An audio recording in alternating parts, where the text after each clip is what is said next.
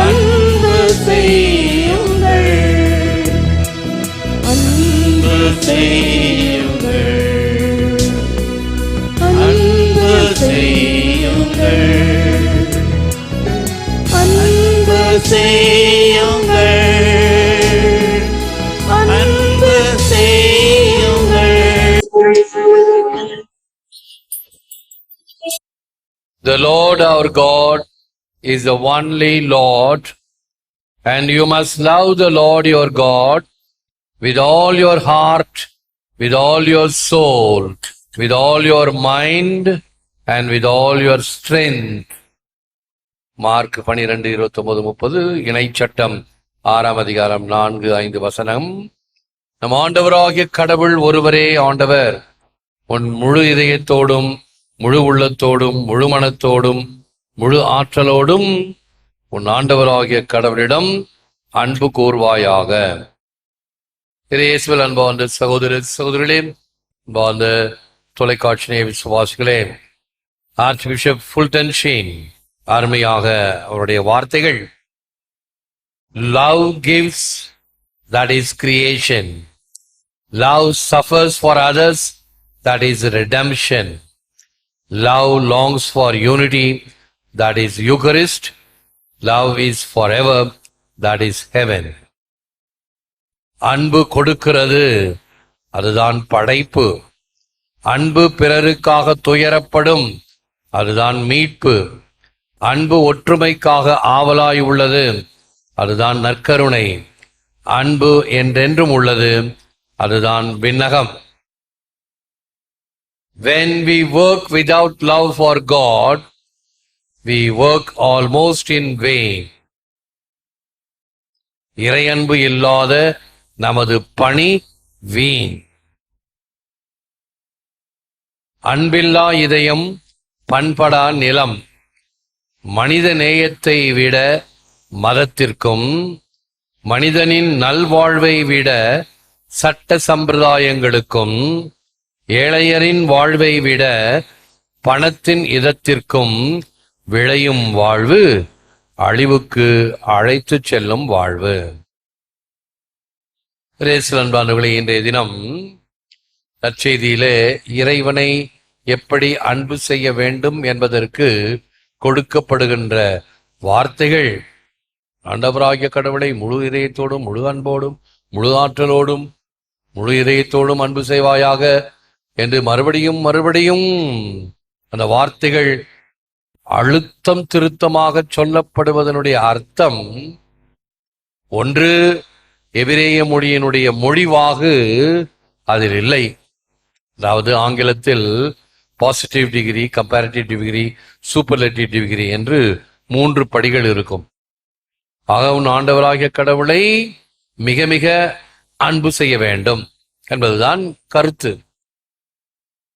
Great, greater, greatest என்று சொல்வதை போல த கிரேட்டஸ்ட் லவ் கடவுளுக்கு காட்ட வேண்டும். அந்த மொழிவாக இல்லாததினால் இப்படி அழுத்தம் திருத்தமாக வேதத்தில் சொல்லப்படுகிறது. ஆண்டவராகிய கடவுள் ஒருவரே ஆண்டவர்.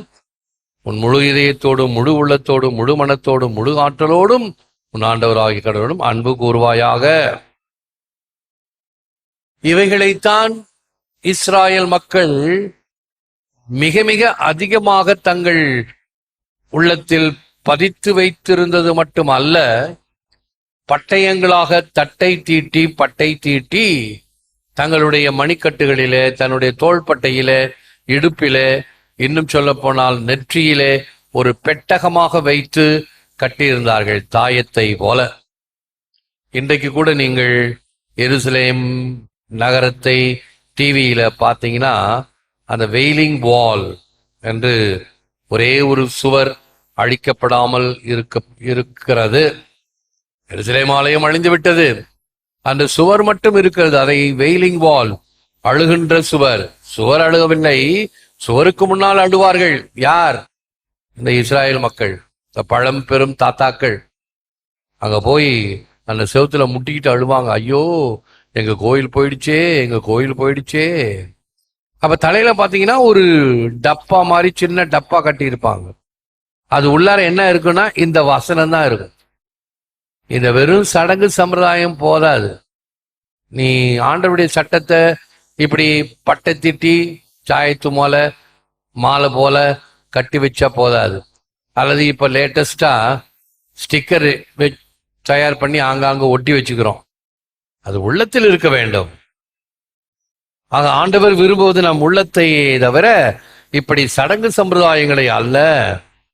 I made a bridge of my son as he lived in your company, and though that living bridge has been taken from our sight, there remains the bridge way of his teaching, which is held together by my power and my son's wisdom and the mercy of the Holy Spirit.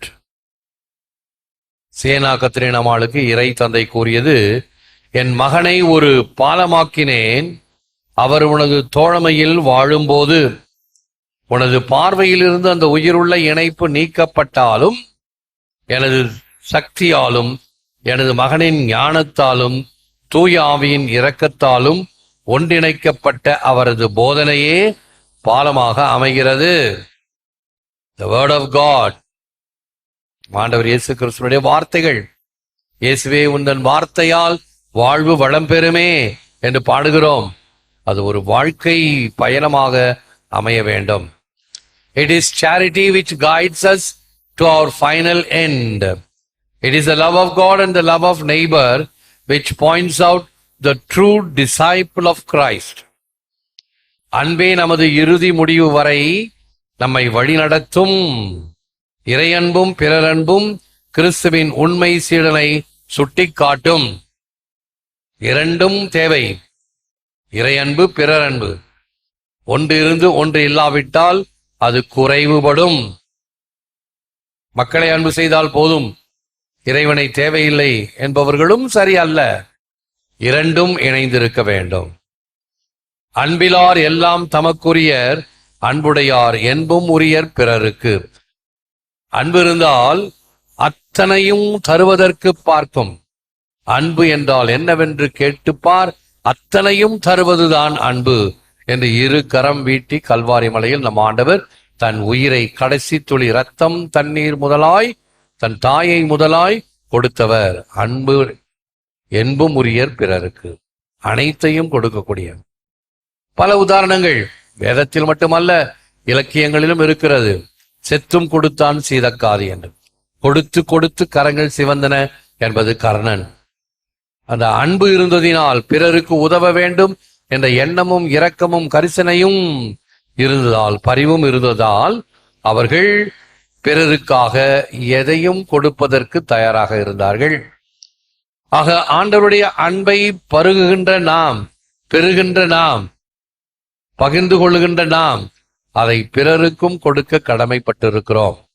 இந்த தவக்காலத்தில் இந்த ஜெபம், தவம், ஈகை என்ற 3 பெரும் தூண்களாக இந்த தவக்காலத்தை நம்மை தாங்குகிறது. அதன் வழி நடப்பதற்கு இறைவனிடம் இறைஞ்சுவோம். முழந்தாள் இருப்போம். O most loving Father of Jesus Christ, from whom flows all love, let our hearts frozen in sin, cold to you and cold to others, be warmed by this divine fire. So help and bless us in your Son. அன்பின் பிறப்பிடமான இயேசு கிறிஸ்துவின் அன்பு தந்தையே, பாவத்தில் உறைந்து உம்மிடமும் பிறரிடமும் உணர்ச்சியற்ற நிலையில் இருக்கும் எங்கள் இதயங்களை உம் அன்பு தீயினால் பற்றி எரிய செய்திருளும். இவ்வாறு உம் திருமகனில் எங்களுக்கு ஆசீர் அளித்து உதவி அருள வேண்டுகிறோம்.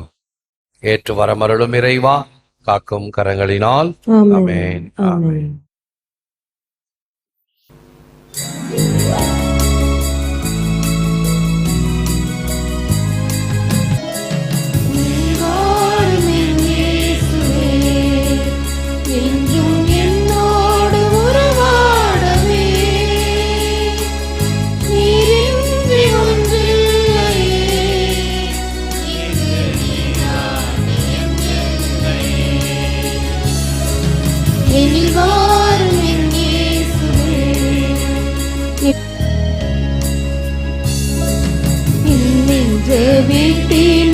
என் இன்ப பாட்டினிலே உன் நாமம் நான் பாட என் உள்ளம் நீர் வாழவே என் அன்பு தாயாக என்னாலும் என்னை காக்கவே என் சொந்தம் நீயாக என் வாழ்வும் நீயாகவே தேவா எழுந்து வா தேடும் அமைதி தா உன்னை எழுத்தேன் உயிர் தொடுத்தேன் உறவை தேடியே என் வாரம் என் இயேசுவே என்றும்